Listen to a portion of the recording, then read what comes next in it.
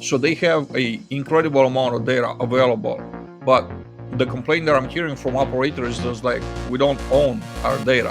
Why do you care about the data?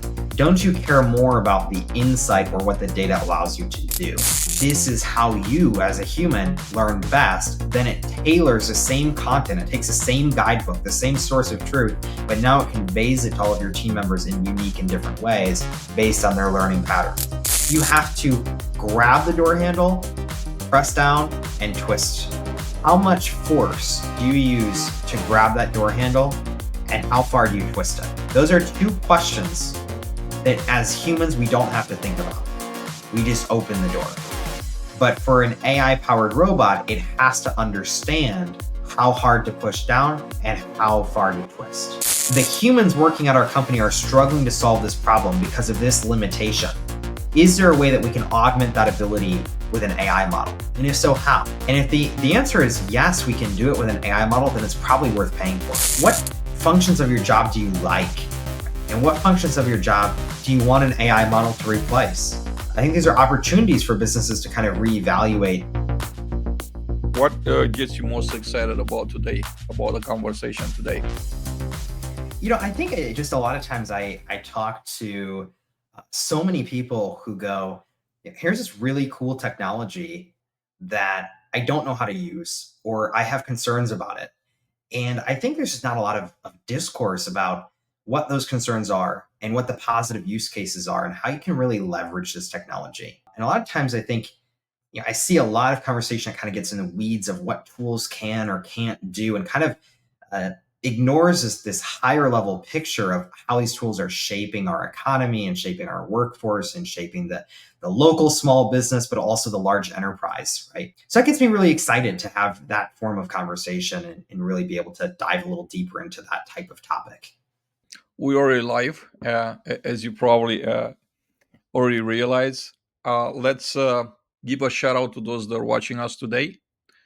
Hello, everyone. Let us know where you're watching from today. Noah and I will try to make this very useful, very entertaining, very educational. Noah has a ton of knowledge when it comes to AI, impressive type of knowledge. Noah, why don't you tell us a little bit about your background, just so those in the audience that don't know you yet or haven't heard of you yet, just kind of understand where you're coming from. Yeah, absolutely. So I have about almost a decade of experience working in AI engineering and AI consulting. And so I've been working on this technology for a long time before it kind of became mainstream. I currently serve as the president and chief scientist of the Disruptive AI Lab. And we work on research and development of AI systems and models, particularly within regulated spaces. So we work on healthcare, finance, education, a couple other industries. And then I also lead the Ethical AI Forum, which is a global think tank for ensuring ethical and safe development, deployment, and utilization of AI systems.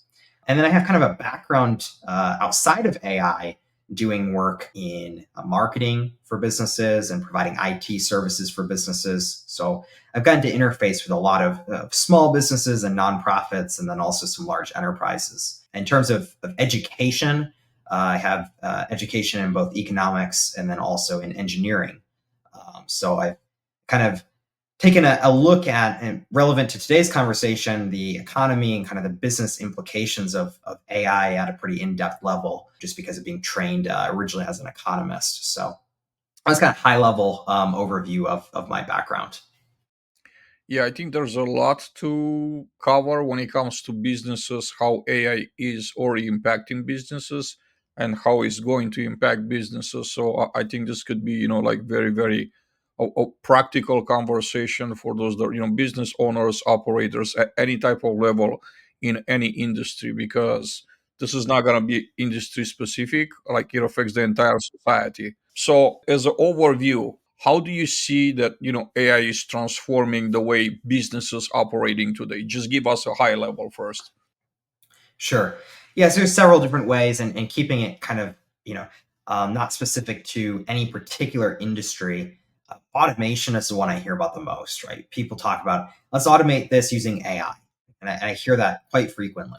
And we can talk a little bit about what it actually means to automate and what automation actually looks like. But I kind of look at this as automation. Then there's a second component, which is insights. So there's certain types of data that a human might review and might look at and really have a hard time finding a pattern in it or finding some sort of insight in kind of this mess of data. And AI is being used a lot in businesses to do that.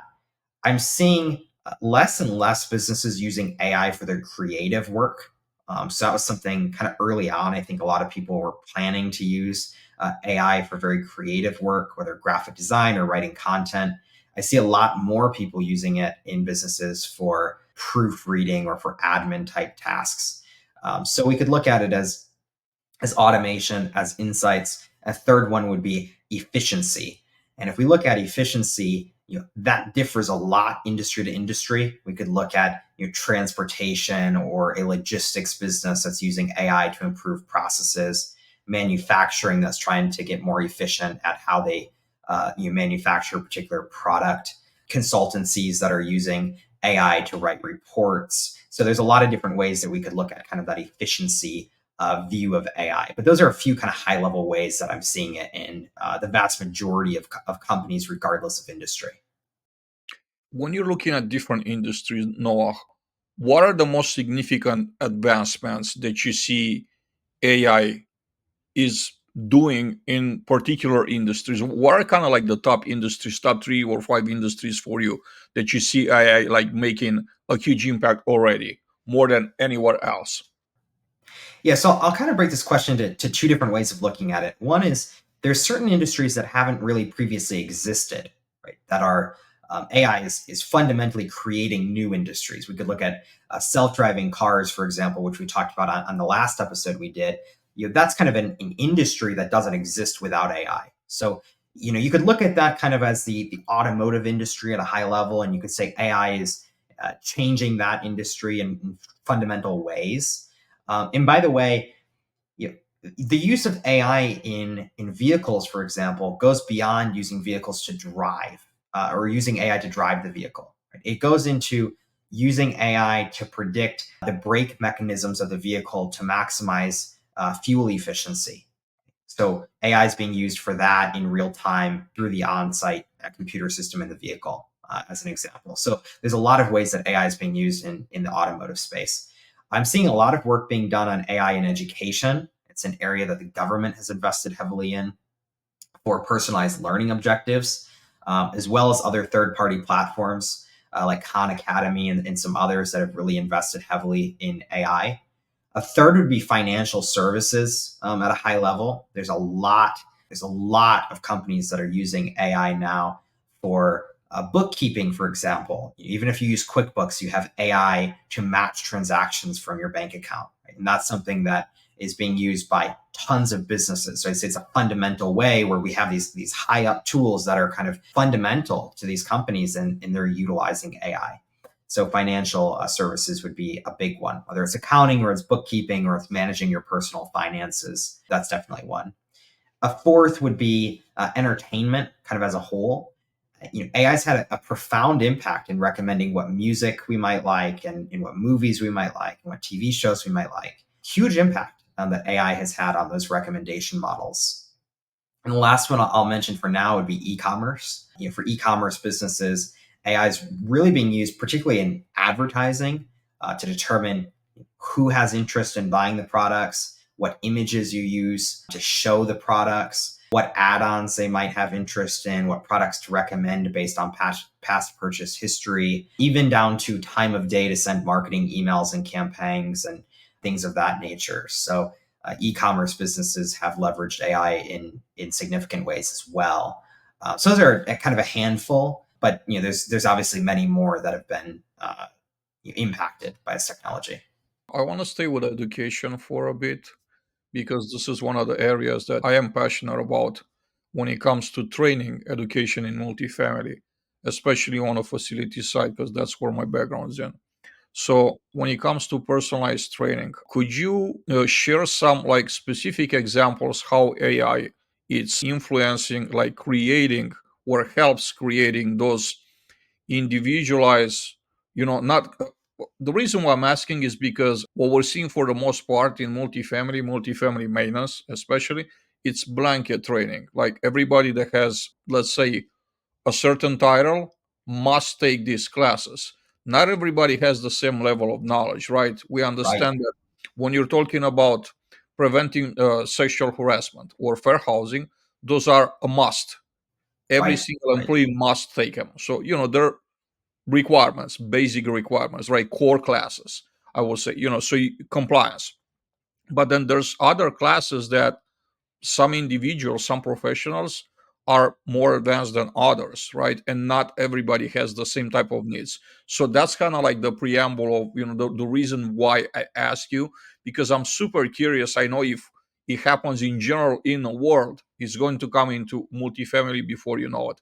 Specialized. Yeah, absolutely. So kind of to set the groundwork to answer this question, right? So there's a few things that really impact whether education is effective. One is what you mentioned, which is prior knowledge. What do you come into this with? The second one would be your learning style. So some people learn very well from written content. Some people learn better from video. Some people learn from more visual ways or less visual ways. And you've probably noticed this even in grade school, that you have certain teachers that teach things in such a way that you truly understand it. And if we take something fundamental, take mathematics for example, how many ways are there to teach a child to add 2 plus 2 to get 4? You could say it to them, right? You could write it out. You could go and grab 4 cookies, right? And hand them 2 and say, if I give you 2 more, how many do you have now, right? So there's all these different learning styles and different children learn in that way. Well, fundamentally, education and the way that people learn stays the same from childhood all the way up until the end of their life. People learn in very similar ways. Now, you have more neuroplasticity as a child, so it makes it easier to learn. Even so, that is still fundamental, the actual learning style. Additionally, you might have certain ways of thinking about these problems based on prior experiences that you have. And so, kind of the context, not just your educational context, but your life context, your work history, particularly in multifamily in this case, would shape kind of that content. And then beyond that, everybody learns at a different pace, a different speed, right? So those are kind of some of the factors that go into how efficient is this education, how effective is it at getting somebody to learn. So now what we do, if we're trying to use AI to solve this problem, is we say our objective is that anybody who has, say, this certain job title, we need them to have this level of knowledge, right, in this particular topic. We need them to reach this point. And then from there we go, okay, what are the gaps in their existing knowledge? And what are the best ways to fill those gaps? So to use a practical example, in the United States, to get your driver's license, you have to have passed a test. You have to have earned a certain score on a test. So we say, to be able to safely operate a vehicle, here's a level of knowledge that you have to obtain as a baseline. You may be far better than that, but you can't be any worse than that. So we set the baseline, and that's what we have to do even in multifamily, right? We say, here's what you have to learn, here's what you have to get to. Now, from there, we have to figure out, number one, how do we fill the gaps with educational content? And number two, how do we assess that somebody has actually learned those skills? Because they might not perform well on a written test, for example, but they might have the knowledge to execute on the job. So those are also important cases to use AI. From there, there's different ways that you can learn this information about a person. A very basic way to use AI would be to have somebody complete a knowledge test to look at kind of what gaps they have based on what they got wrong on the knowledge test, and to recommend certain videos or other trainings based on that. That's a very basic way of using AI. In more complex examples, you can actually get additional insights into how a person is learning and engaging with the content. So if you show them a video about a particular topic, and then you give them written content about a different topic, perhaps you can actually determine whether they learn better from video or from written content. You can determine maybe the pace at which somebody has to be talking for them to be engaged, but not lost. Right? So that's an important thing. If somebody's talking too slow in the video, you might not be engaged. If they're talking too fast, you might get lost. So even determining the pacing of the video, you can do that with AI. If somebody goes and rewinds a video, it probably means that they missed it. If they're pausing the video all the time, it probably means that, say they pause the video when words pop up on the screen. they're probably taking notes on those words. Those are probably key words that are helping them learn. And other people, it doesn't faze them. The words don't stand out to them. And so by watching and using AI to watch viewers' patterns of behavior, you go, every time a word pops up on the screen, the viewer pauses the video. So maybe we should have, if there's more key concepts, maybe we need more words on this video for this particular person, this particular user.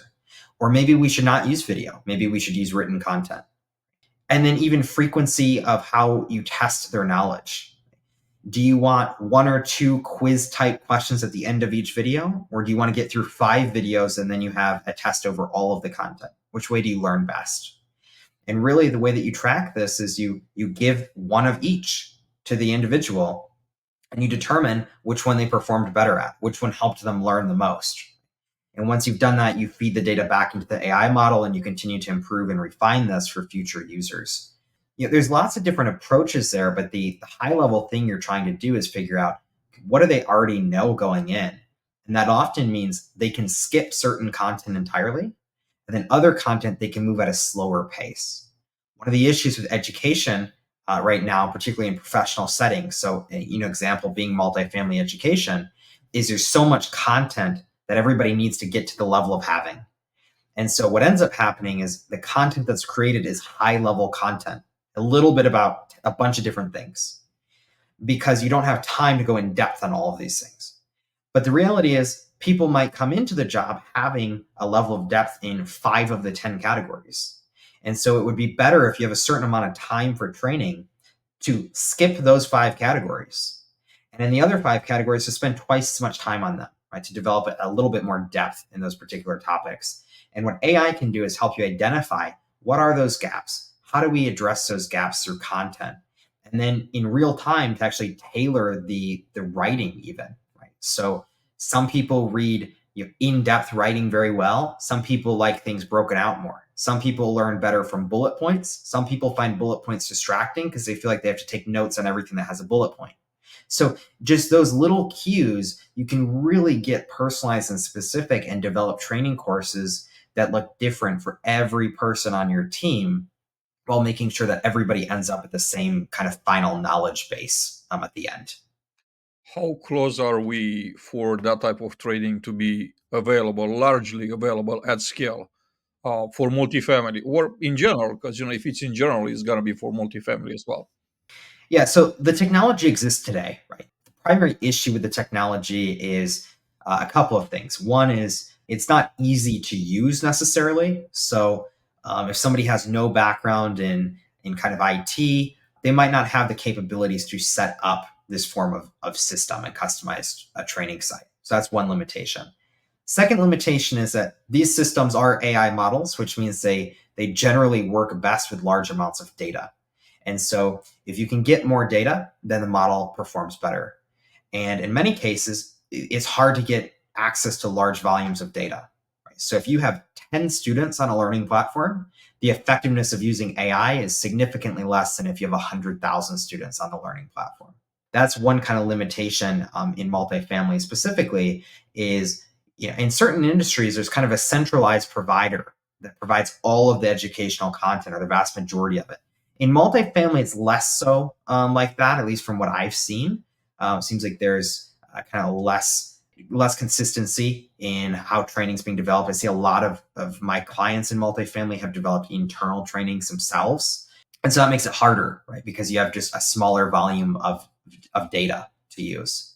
And then the third kind of limitation is just a time limitation of creating this content in a format that AI models can actually take it in and adapt it. So text is easier for AI models to work with than video, for example. So if you have video, common procedure would be to take the video, transcribe the video, put the video into an AI model and use it from text from there. But that takes time. It takes a human element to go through and do those things. And a lot of times, particularly in multifamily, there's just not somebody on the team that has that as their dedicated job function. So the person in charge of providing the training or choosing the training platform or creating the trainings likely doesn't have a background in AI, likely doesn't have a lot of users to work with. and then likely doesn't have the time to develop these trainings in multiple ways that an AI model could recommend different materials to different people. So there's really no technological limitation, but those are a few of the kind of other limitations, I would say, to having this happen at scale, at least in particular industries. So in order to get to that amount of data that's becoming, significant, is becoming relevant, would it be a solution for companies to just kind of share information and to share Absolutely. this straight? Because I'm thinking, right, if you have 100 employees and your competition has another 100, and it's like, 10 companies have 1,000 employees. If you were to put, the 1,000 employees together and share that information, share those, behaviors and everything, your AI models could get what you need them to get way faster than if you were just trying in particular. And second part of the question is, how can that be practically achieved? Yeah. So, in regards to the first part of the question, you're 100% correct. If we can share and compile data, then it gets much easier to build these models and to build them in effective ways. Right? So, why is ChatGPT so good at what it does? Yes, it's a complex model and it performs well, but a big reason why it's so good at what it does is because it has a huge amount of training data in the model. And that's true of all the successful language models. It's true of Llama. It's true of ChatGPT. So data is really important here. Right? So that's kind of the first part of your question. If we can pool it, definitely it has a huge kind of increase in performance. The second part of your question is a little bit more difficult to answer because how do we do this, right? And ultimately, the answer is we have to incentivize people to do this in some way. And so the companies that have acquired large volumes of data have done so because there is some incentive to do so. So Google has huge volumes of data about you, about me, about everybody. The reason they have that is because they provide all of these services to us free of charge. They provide us with Gmail and Google Docs and Google Sheets and YouTube and Google Search. And so they have huge amounts of data, but in exchange for the data that I provided with them, they've given me search, right? And so when I search something, there's actually a transaction that's happening there. And it doesn't feel like a transaction because it's monetarily free, but it is a transaction. When I search something in Google, I'm selling my data in exchange for a search result back. That's the way that I think we should think about these forms of digital transactions. We sell our data. And so when we give the data away, we have an expectation that we get something in exchange for it. In this scenario, what we really would need is to have some provider that provides some incentive. Right? So a company that says, we'll provide you this great service, right? We're going to help you create all of your training video materials for free.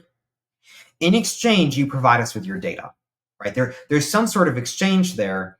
And the benefit of this form of exchange is when it's not a monetary exchange, it tends to be easier to push it through, right? So an employee who's in charge of developing training programs, they may not have the access or the authority to purchase an item. With that said, they often have the access or authority to sign up for a free account and provide company data, right? People don't often think of it in that way. But anytime you sign up for an account with your company email address, you're agreeing to a transaction to provide data about your company in exchange for something that you're getting, right? And so if you think about it in that very kind of transactional way, then you go, okay, we need a provider that offers something for free in exchange for this data. Then when they have enough of the data, they have a product to sell, which is the result of the data.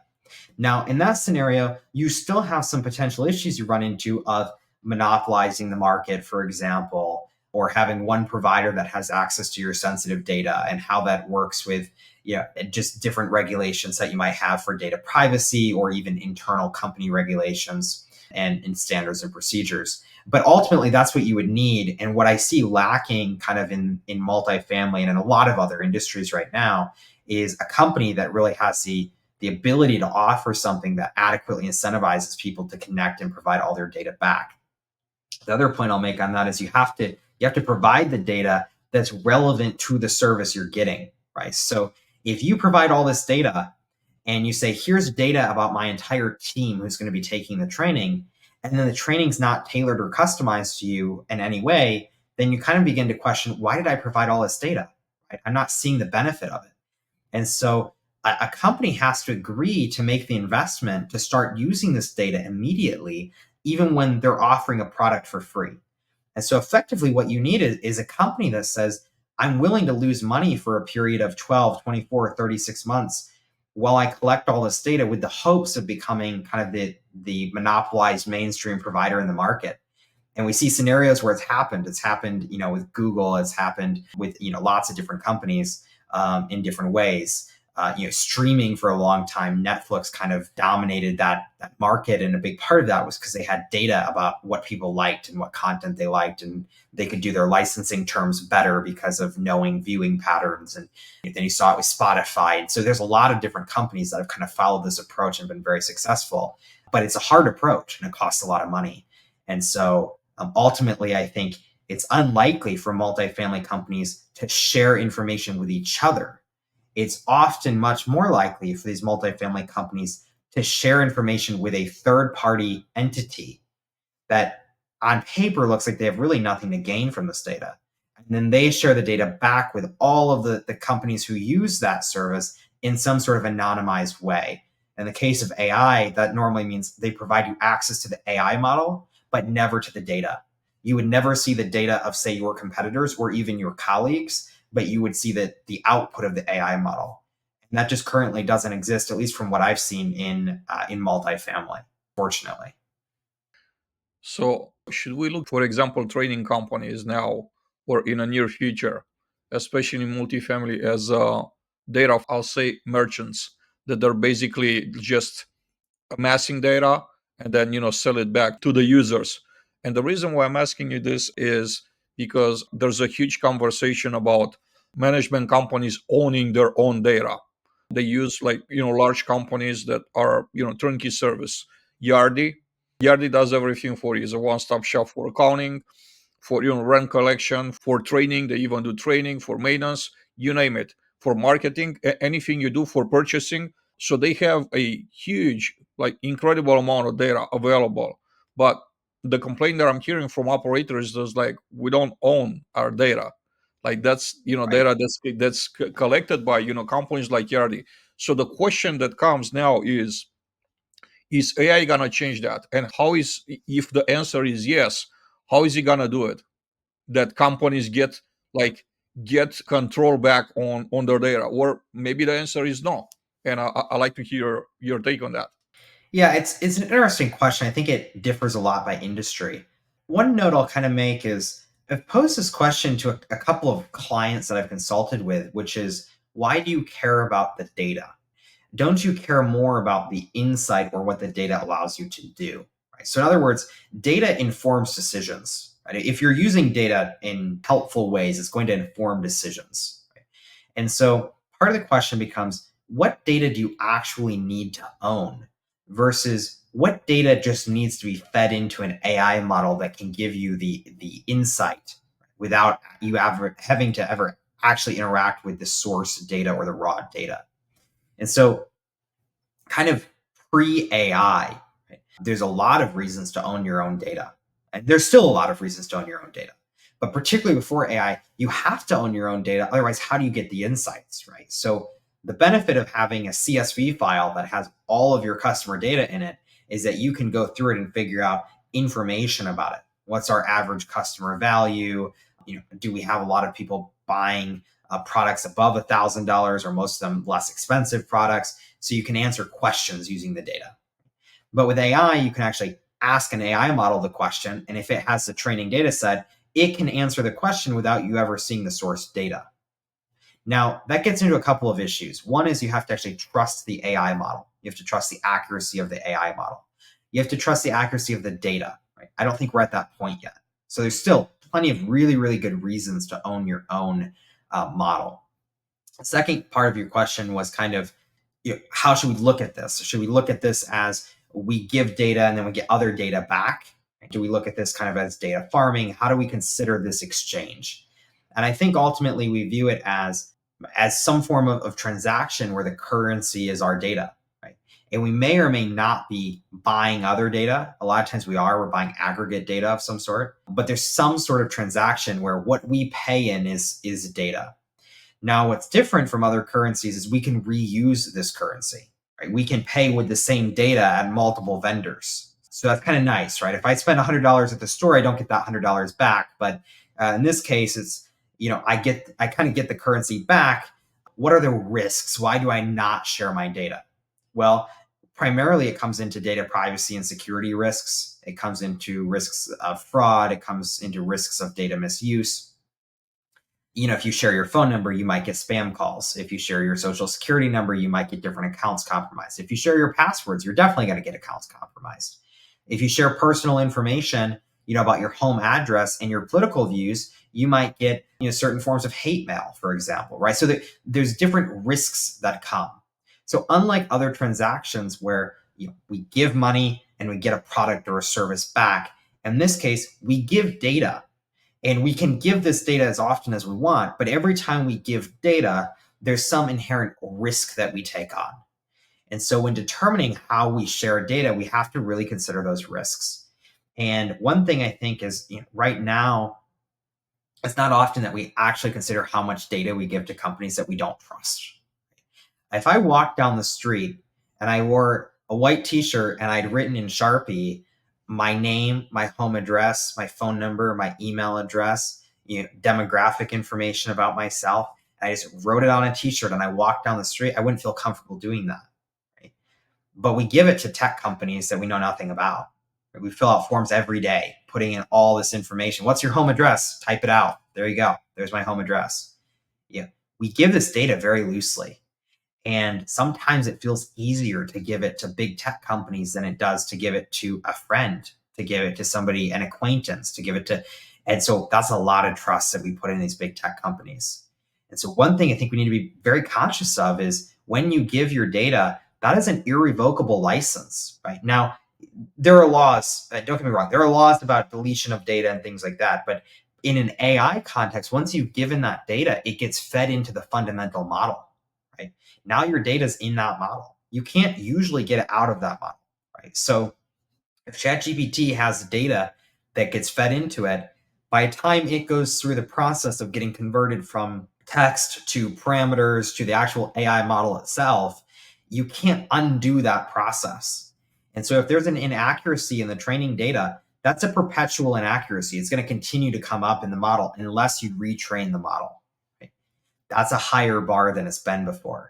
So historically, we've given data very loosely. We haven't thought a lot about this exchange. But when it's going into this perpetual AI model, I think we really need to consider, do we trust this company? Do we trust the way they're going to handle this data? Do we trust the use of the AI model? Is the data accurate? Have we validated that it's accurate? And just be a lot more conscious of where we share the data and how we share it. So that's not a super direct answer to your question, but just to give kind of some thoughts on how I'm thinking about this, and hopefully it's helpful.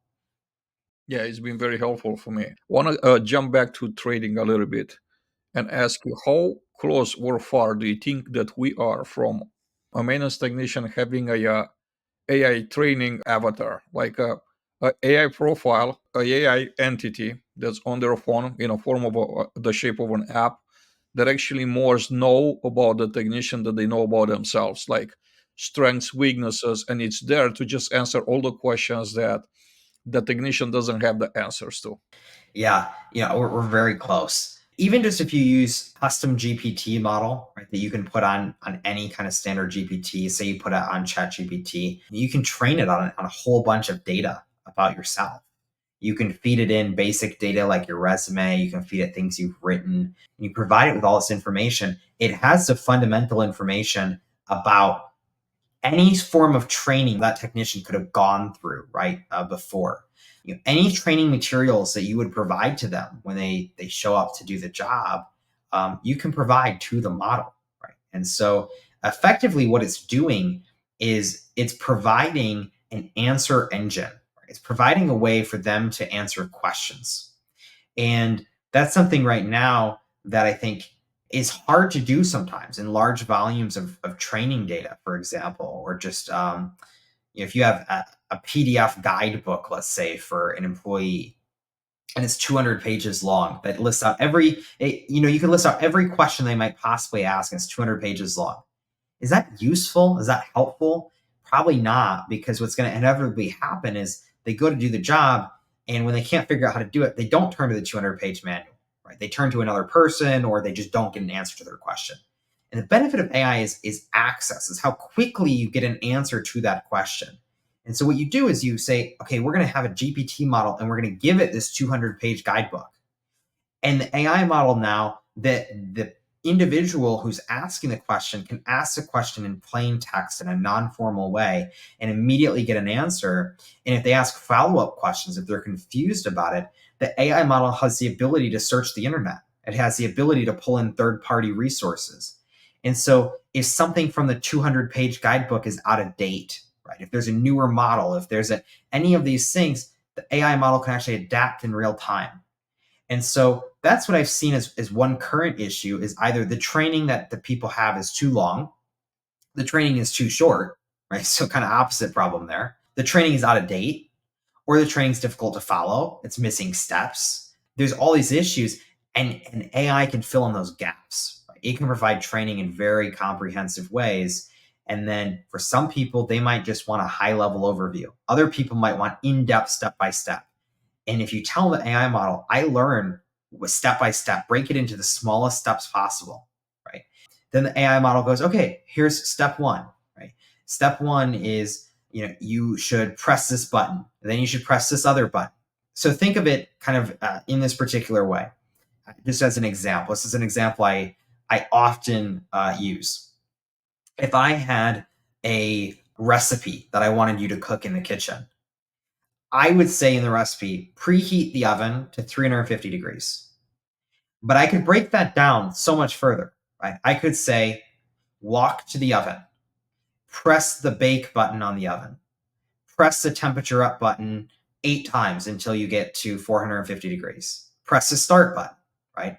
When I say mix something in a bowl, there's an assumption that the bowl is sitting on the counter, right? But I could break it down further, and I could say, get the bowl out of the drawer, right? So there's a lot of different ways, and that's why I say some people learn different.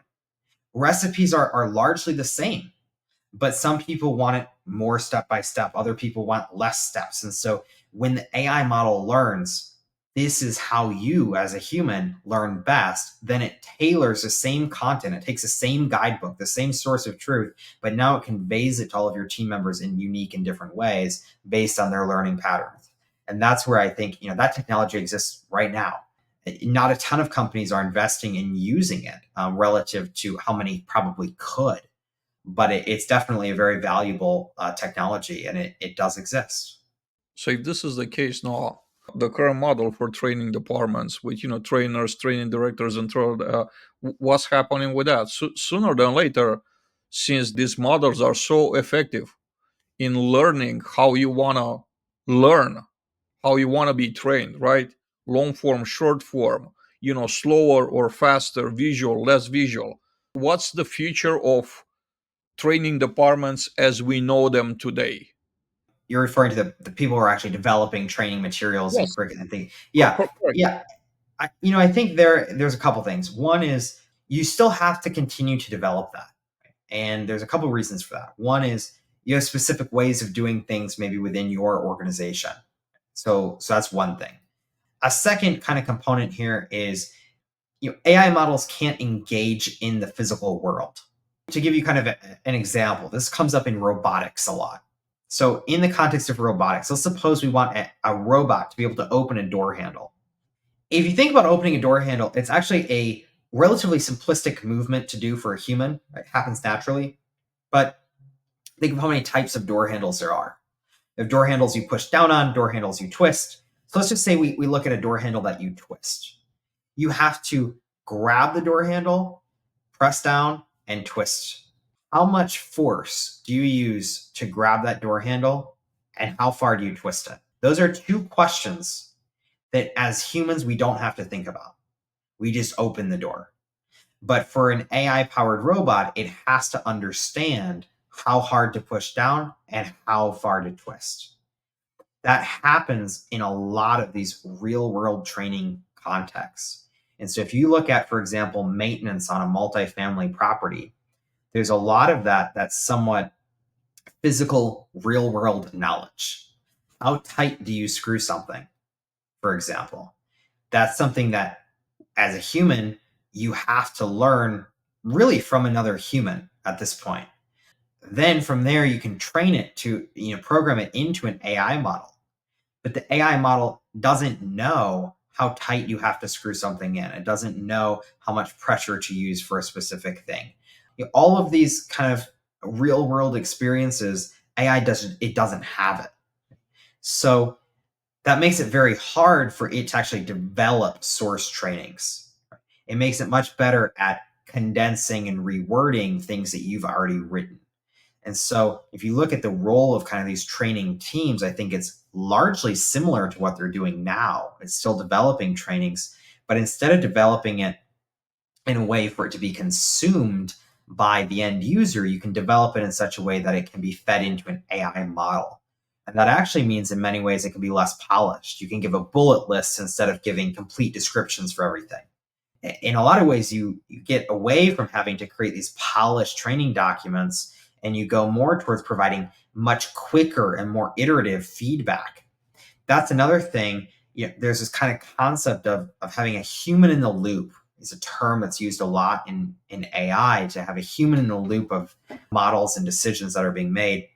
And I think it's very important. I think it's particularly important for feedback.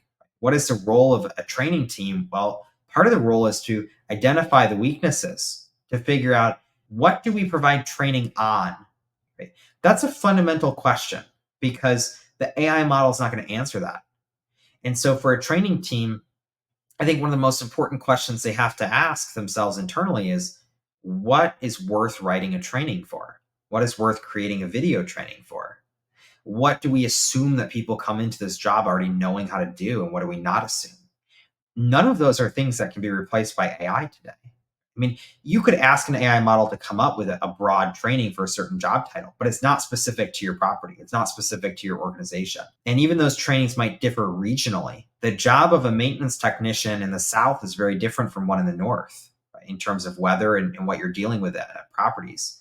I think that the job of the training team is to determine what there should be trainings for, to develop high level kind of conceptual trainings there that can be fed into AI models, and then to constantly be reevaluating and assessing how well people are performing based on those trainings, and determine how they need to be changed or adapted from there. So it's kind of a different take on what they're currently doing, but that's kind of what I view their role as shifting to. I don't think AI replaces those teams at all. I think it really augments the work that they're doing and helps them be more efficient. But that's just my opinion. And many say, well, they'll be replaced by AI. I don't see that being the case. And if that happened, I think it'd be a tragedy, because I don't think we would get nearly as effective of training results without having a human who understands the real physical world to be able to explain certain concepts. So. Mentioned the entertaining industry before. I've seen data. I've seen states lately saying that the viewership for the newer movies is like way down. Very few, like outside of like the hero type movies, like every other movie is like flat on his face as soon as it comes out. One other thing that I noticed, it's this new movie that came out where it's about to Gladiator 2. I saw the trailer on it. It's with Denzel Washington, and I'm looking at the screen, and Denzel Washington is not really Denzel Washington. Like on a trailer, they actually used like a AI depiction of Denzel Washington, which to me was shocking. Right? Why would you not use the person, and why would you not make it to where a guy like me that I don't have a trained eye, I'm just looking at the TV, and I could tell you that is not like that's a cartoon, a AI generated image. Why would you do that? So I think that there's a lot out there to unpack. Also, we're seeing like the way everybody's consuming nowadays entertainment, like it's totally different than even 5 years ago. How do you see the AI role playing into this, and how do you see the entertainment industry being affected? How do you see, or is it affected at all, and in which ways, if it is? Yeah, so the entertainment industry has been heavily impacted by AI. There have actually been several different protests by various unions, particularly in the acting and production industries, really going all the way back to I think the The first couple were probably in 2023. There's been a lot of kind of questions of how does AI change the entertainment industry? And then there's a second question, which is how should it change the entertainment industry? So for the purpose of this question, I'm going to look just at how it has changed. I'm not saying whether it's good or bad, right? So looking at it from the perspective of the entertainment companies, there's a couple of reasons that they want to use AI. One is working with humans is going to be difficult in the entertainment context. You have to have all these people that show up to a set every day at the same time. You have to deal with the human element of they might get sick. They might be having a bad day and they're not acting well. They might have, there's so many different things that can come up. When you deal with that human element of it, it gets very expensive. You now have, maybe you miss a day of filming and it's $1 million for every day you miss of filming. It's very, very expensive to do that. The second thing is you kind of get what you get, right? So they shoot the scene and that's the way the scene is. If you go back and you are rewatching the footage later and you go, I wish they would have said this word instead of that word. Well, now you have to reshoot the entire scene. And that's very difficult to do, right? If you look at it in a particular scene, especially in a lot of these kind of hero type movies, they have complex costumes, they have makeup and hair done a certain way, and it's very hard to actually get it to look identical. And so in many cases, it's just impossible to reshoot the scene and keep the integrity of the movie. And so that's an additional kind of challenge. Then, of course, you have situations where they want to use a particular actor or actress, and that person is tied up on another project. If you want, say, 5 specific actors or actresses on a movie, the likelihood of you coordinating a time when all 5 of them can come to film for a period of 3-6 months is very difficult to do, right? So then add into that the first point you made, which is that viewership is dropping. And if you look at kind of the forms of content that's performing very well, it tends to be short form content, social media content, and things of that nature. So these companies are trying to cut costs in many ways. They're trying to, in their minds, they're trying to improve the product offering, right, by creating consistency. Then there's an additional aspect, which is in some cases, they want to do things that would be very hard to have humans do. Right? So maybe they're jumping out of a window, and right now that's CGI to do that, or it's a stunt professional that's doing that. But with AI, you can do it very quickly and very easily, and you don't have to go through kind of all of that work. So I want to start there just by outlining what are the reasons why the companies are doing this, because it's heavily disputed whether they should or they shouldn't. But I at least want to acknowledge their reasons for it. Now, on the flip side of it, you look at, as the person watching it, do I want to watch an AI avatar do this particular thing, right? Or would I rather watch a human do it? And I think your reaction is even indicative of this. It feels weird. It feels kind of unnatural to be watching it. And for a lot of the companies, part of the philosophy is it will feel unnatural for a period of time, and then eventually it will start to feel natural and it will just be what we're used to. And the kind of media industry is dominated by so few companies that they have the ability to change the direction, the trajectory of it completely, right? 3 or 4 kind of film producers can change the entire nature of the content that we have available to consume. And so they're trying it. They're feeling it out. And this is really the interesting thing. I have had a lot of conversations with these companies, and then I've had conversations with kind of the consumers of it. And what's interesting is the companies don't know whether these things are going to work. They don't know whether they're going to be well received by users. And so they really are putting these movies out as tests. They're seeing what the reaction is. They're seeing if people say, it's very cool, they used AI, they did something cutting edge, or if they go, it felt weird, was not natural. I don't know where we're going to land on that. I'll make the note that originally a lot of people thought animation was kind of weird. Originally, people thought the idea of acting in general was kind of weird. And when you think about it, it's kind of a weird concept, right? That we're going to create videos of people living fake lives and we're going to watch it on a screen. It's kind of it's so normalized now. But if you think about the history of it, that was really a change in the way that the people viewed entertainment, from live performances to kind of watching these scripted content. It's very different. And then we went to to kind of animated content. And so there have been a lot of changes over the course of time, and every media company is looking for the next big thing, right? They don't make loads of money just making movies or TV shows. They make money doing experiences. They make money on the merchandise. They make money on the licensing deals. And so if they can have more content being produced, they get more licensing deals, they make more money. And AI helps them create more content in less time. So for these companies, if they can change viewer perception to not find it weird and to be okay with it and to get on board with it, they all make more money. And pretty much all the big media companies are aligned in this goal. They all want to create more content so they can sell more merchandise, right? So when you've got a lot of big companies that are all kind of aligned in a universal goal like this to change viewer behavior and their watching patterns, then you can definitely end up with a unique product of having AI being used in movies and TV shows. And so we'll see how it plays out, but hopefully that at least gives some context to why they're doing it, and whether people like it or not, I think remains to be seen. Very fascinating. I think we could make a full episode just about this. Yeah, Uh, yeah, yeah. super interesting. And I agree with you. I think that there's a lot that's just unknown. It's a lot of like, trial and error testing and see what works, what doesn't work, and just kind of like do more of what works, do less what, eliminate what doesn't work.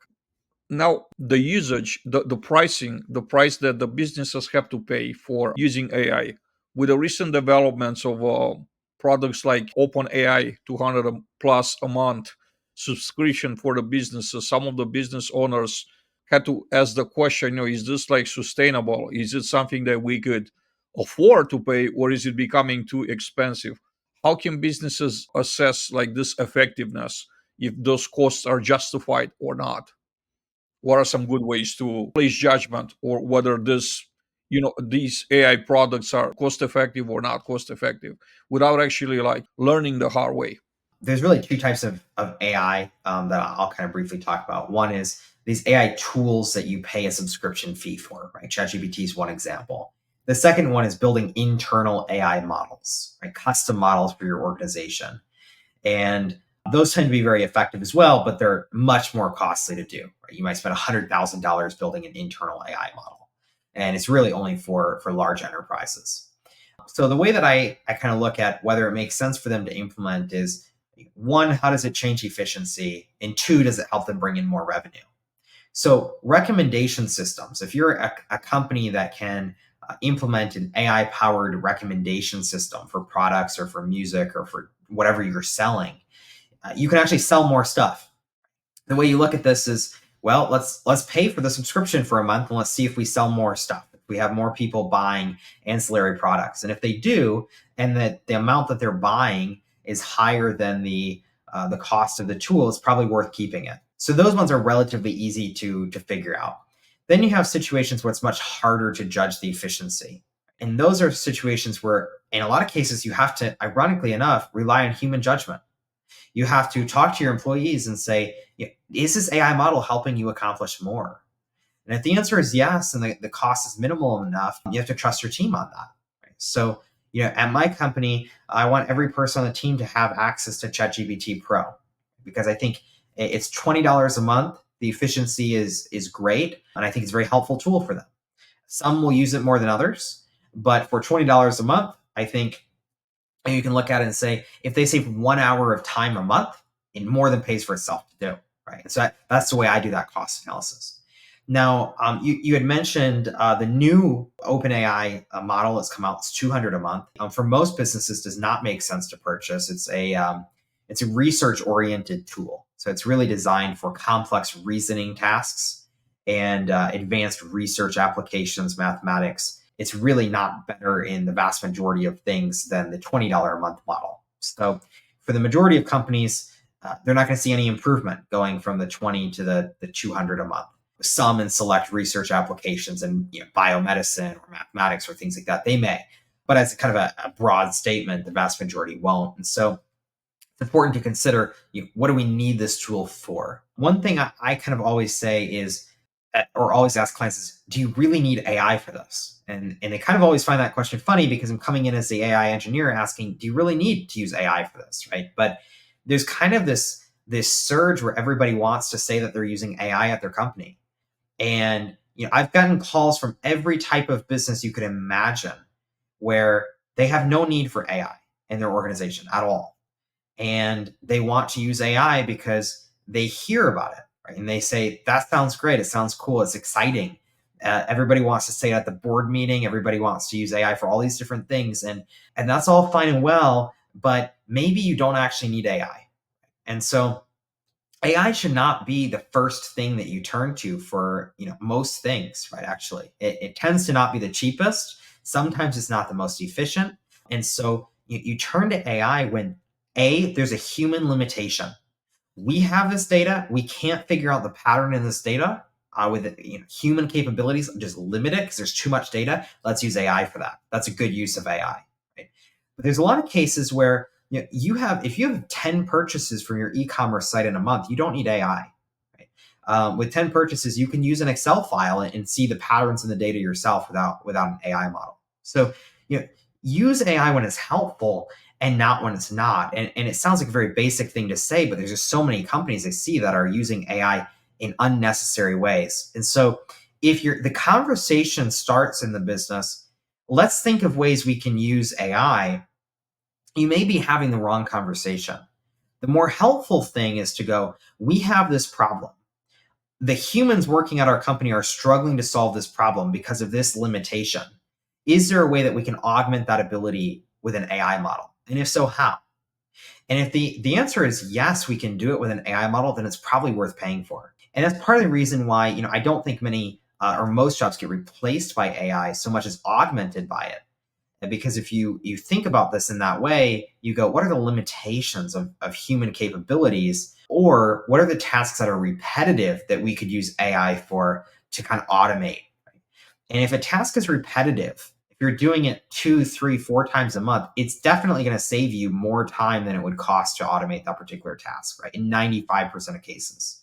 So those are kind of the couple ways that I would think about that one. Ultimately you run some sort of cost estimate and see where you get to. In a lot of cases, I say the question really is not, is AI too expensive? It's, do we need AI at all? And if the answer is yes, AI is usually not cost prohibitive. But if you use AI for everything, you end up slowing your team down. You end up spending more money on AI models than you need to. And that can be very detrimental to the business. Noah, thank you so much for coming back. I love the series that we're doing. Hope to get you back here for more series. We literally just got warmed up when it comes to applications for businesses. I have a ton of questions I didn't get opportunity to ask you. What are some thoughts that you have in closing of our conversation for today? Yeah, I think, like I mentioned at the beginning, I think it's really interesting to have this form of conversation for businesses to consider. How do we use and leverage this technology, right? And I think it's an opportunity to go, what functions of your job do you like, right? And what functions of your job do you want an AI model to replace? I think these are opportunities for businesses to kind of reevaluate a lot of those things. One kind of practical note I'll make is just based on what I've seen with a lot of companies and a lot of clients that go, I don't know where to start with AI. And I think the answer I've kind of historically given is start with the most basic form of AI that you can and see if it helps in any way, shape, or form. You can automate certain things, but you can also upload a file to ChatGPT and ask it some questions and get some answers about it, right? And we've talked extensively in past episodes about there's so much more to AI than ChatGPT, right? But if you're not using the basic tools first, then it becomes really hard to leverage the more advanced tools. And so start small. Find small ways that you can implement AI. Spend a Saturday where you play around with these tools and you practice prompting it in different ways and see how you get better results and learn it. And then from there, begin to apply it to one specific business problem. Right? I talk to a lot of clients who want to apply AI across the organization. And my guidance is pick one specific problem that you're facing or one task that you find really annoying and tedious to do every month. right? Like everybody kind of has one of those tasks that they think of that they go, if my job would be so much better if I didn't have to do that one thing, right? The one thing that I always push off to the last day because I hate doing it. What is that one task? Figure out the most basic AI model that you can use to start approaching that. And from there, you prove out the concept and you have something to show to your manager, to show to your employees, to show to whoever that you can say, look, it's working at a small scale in this tool. Now it's worth investing in and kind of prove it out. So to anybody listening who says, I want to use AI in my business, I have no idea where or how to start, start thinking through the problems that you're facing and start thinking about how AI might be able to help solve, just one of those problems and kind of learn it and go from there. But the key is getting started, right? It's playing around with these tools, it's learning them. Oftentimes, people want to spend months planning and implementing these tools, and often the best thing is to spend a couple hours and just start building it out and see what it can do and see what it's capable of, and kind of go from there and expand it slowly. So, for anybody watching who's not really sure where to get started, hopefully that's helpful. No, thanks again. Amazing having you on. Thanks, Adrian. And thank you all for watching us. This was another episode of Multifamily X Tech Talks. And I hope to see you back here soon. Have an amazing afternoon.